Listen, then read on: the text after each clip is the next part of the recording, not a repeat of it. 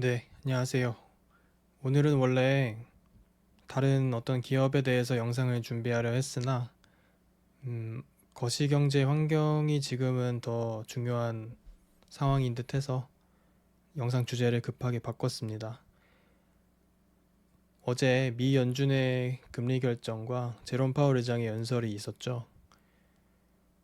파월 의장은 변함없이 똑같은 얘기를 했는데요. 결국 앞으로 나올 데이터에 따라 어떻게 할지 결정하겠다고 얘기를 했었죠. 이제 크게 놀라울 것은 없는 이야기였는데 어제 그 이야기 직후 미국의 뭐 나스닥부터 오늘 코스피, 코스닥까지 크게 하락을 한 상황이죠. 완화적인 기조를 기대하고 있던 시장이었는데 음, 연준은 똑같이 얘기를 하니 다시 공포에 질려서 이제 하락을 하고 말았다고 보고 있습니다. 지금 보시는 차트는 코스피 차트인데요. 상승을 쭉 하고 있다가 한번 깨졌었고 추세가 한번 깨졌었고 그 이후에도 다시 힘겹게 다시 끌어올리고 있었던 상태에서 오늘 한번 더 깨져버렸죠. 이거는 굉장히 음, 좋지 않은 신호라고 보고 지금은 지금은 이제 욕심을 부려서 뭐 종목을 늘릴 때가 아니라 대비해야 할 때라고 좀 보여지는 상황이에요. 코스닥 차트인데요. 이거는 코스닥도 마찬가지입니다. 그래도 이렇게 잘 와주고 있던 흐름이 오늘 완전 크게 깨져버렸죠. 사실 지금 거시경제 관점에서는 주식시장을 포함해서 자산시장이 좋을 이유가 없는데요. 다들 아시다시피 풀린 유동성을 회수하는 긴축의 시기이기 때문이죠.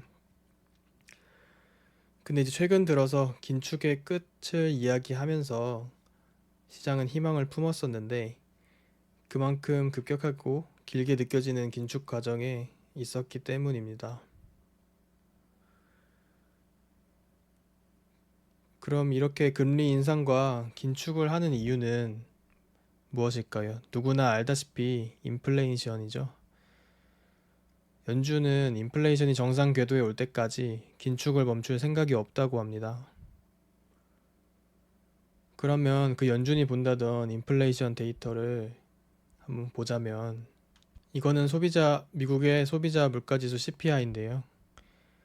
지금 보시면 최근으로 갈수록 막대 그래프는 이제 떨어지고 있어요. 그래서 그 높은 물가가 조금씩 안정화되고 있는 모습인데, 코로나가 발생하기 전 이쪽에 기준에 비해서는 아직 한참 높죠. 이쪽은 2%대고 연준이 목표하는 물가 목표도 2%죠. 근데 아직은 4%가 넘는 물가 상승률이 보이고 있어서 이게 이 정도 정상 수준까지 돌아오기에는 시간이 꽤나 필요하겠죠. 요거는 개인 소비 지출 PCE 물가 지수입니다. 연준이 많이 보는 지표 중에 하나고 얘도 CPI랑 똑같습니다, 사실.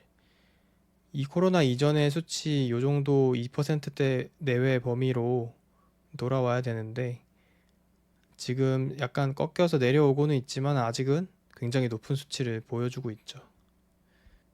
지금 내려오고는 있지만 아직까지는 계속 높은 수치를 유지하면서 약간 꿈틀대는 모습도 보여주는데 그 이유는 지금 미국의 고용이 굉장히 좋기 때문입니다.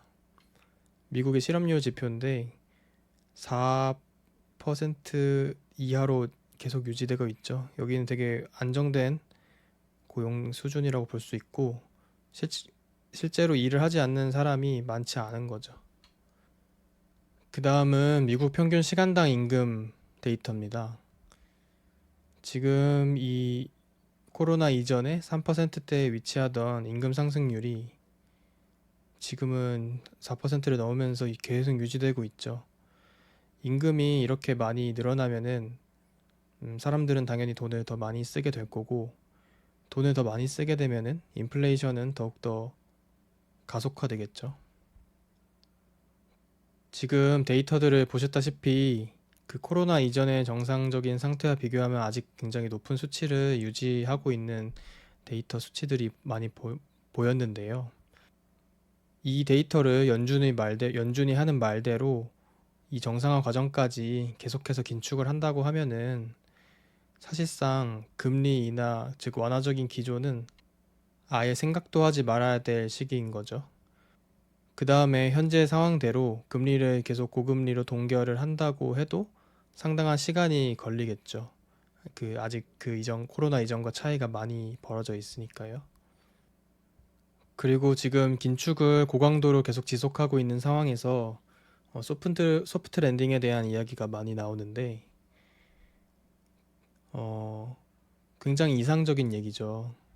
지금 물가 타겟을 이 선이라고 가정을 하면은 지금 여기 위쪽에서 이렇게 내려오고 있는 시기인데, 연준의 말처럼 소프트 랜딩을 한다는 말은 굉장히 스무스하게 내려와서 여기 목표치쯤에서 이렇게 편안하게 안정화를 되는 이 과정을 말하는데, 사실상 이렇게 되기에는 굉장히 어렵죠. 이거는 굉장히 운이 좋아야 가능한 케이스고, 실제로는 경기가 이렇게 내려오다가 여기서 딱 멈추기가 굉장히 어렵기 때문에 이렇게 밑으로 떨어져서 경기 침체에 빠질 확률이 훨씬 높습니다. 뭐 어쨌든 결국은 일단 이까지 온다고 하면은 연준이 말한 대로 목표치까지 인플레이션 수치를 내리겠다고 한다면 어쨌든 금리 인하는 할 수가 없을 거고 계속 고금리 상태를 유지하거나 여기서 더 올리거나 하는 선택지밖에 남아있지 않은데, 이러한 시기에는 고금리에 취약한 주식은 조심을 해야 되죠. 그런 주식들의 특징으로는 돈을 잘 못 번다. 그리고 부채 비율이 높다. 빚이 많은 거죠.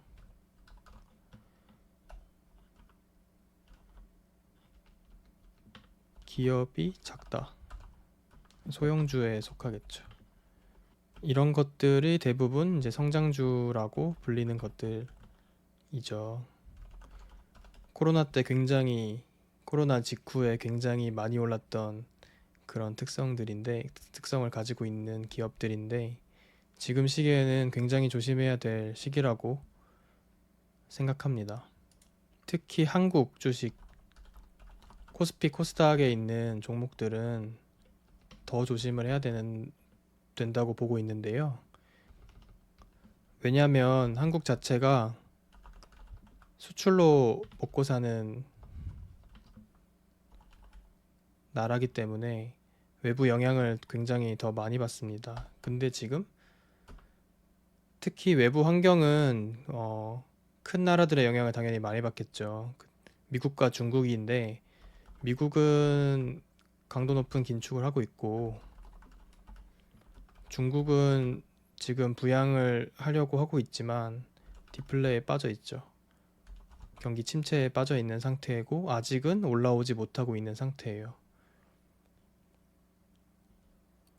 그러면 이런 상황에서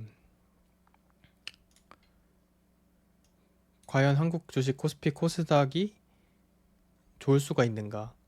물론 뭐 종목에 따라 좋은 종목도 있겠지만 나쁠 확률이 더 크겠죠.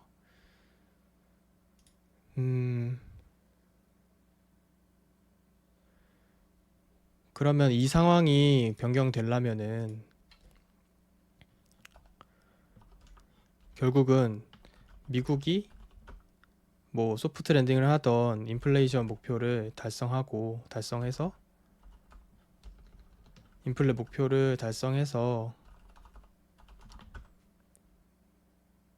이제 완화를 해주던가,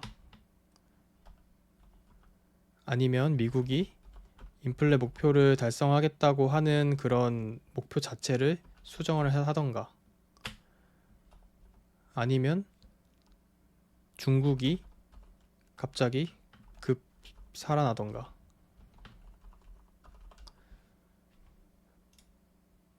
이 정도 사건들은 발생을 해야 이 거시경제 환경이 이제 주식시장에 좋다고 볼 수가 있겠죠.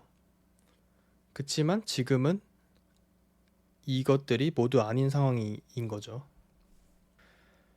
이런 상황에서는 현금 비중을 크게 늘려놓는 거를 저는 추천을 드리는데 최소 50% 이상 늘려놓는 게 좋다고 보고 있고요.